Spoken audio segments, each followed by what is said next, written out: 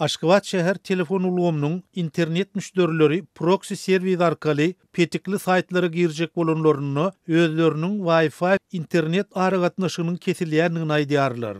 Geçen hepde ýagny ýanwaryň 23-den 24-üne geçilýän giýje Aşgabat şäher telefon ulgamynyň internet aragatnaşygynda bökdünçlikler döräp başlady. Şol pursat teknikler muny umumy profilaktika işleriniň geçirilýändigi bilen düşündirdiler. Emma ertesi gün proxy serwer arkaly Türkmenistanyň petikli Facebook, Instagram ýaly sosial ulgamlara girjek bolanymda internet aslada kesildi duruberdi dip atlandyrylmalygyny soran Aşgabatly bir talip gurrun berdi.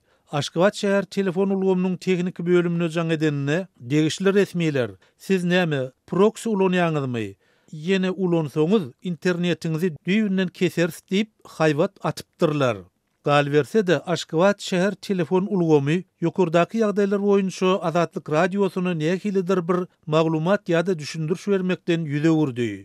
Türkmenistan media erkinligine gözegçilik edýän halkary guramalaryň hasabatlaryny ýyldan ýyla iň ýaramaz orunlarda ýerleşdirilip gelinýär.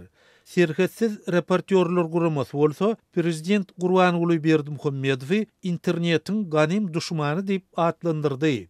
Dünyada iň gymmat we hayal internet hyzmatlarynyň bardygy aýdylýan Türkmenistanyny Facebook, Twitter, Vkontakte ýaly sosial ulgamlaryň we garaşsyz maglumatlar çap edýän şol sanly Azatlyk radiosynyň web-saytlary hem petikli bolmagyny galýar.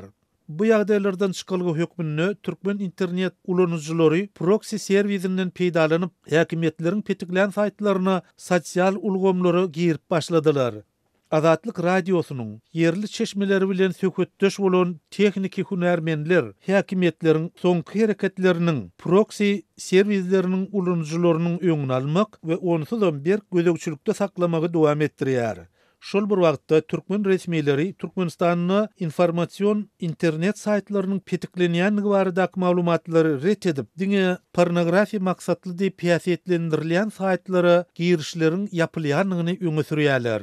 Munundan başga, Türkmenistanyň metbuat hakkyndaky kanunyna senzuranyň gadagan edilendigine garamazdan Türkmen prezidenti hökümet meclisinde jurnalistleriň we çeper dörejilik wekilleriniň wezipelerini ýurtda gadanylýanlygy aýdylýan üstünlükleri giň beýan etmekden ibaretdigini gaýta-gaýta ýatladyp durýar. Döwlet mediasyna görkezilýän tas ähli reportajlarda diýen ýaly Berdimuhammedow dawaralandyrylyp oňa alkyşlar aýdylýar.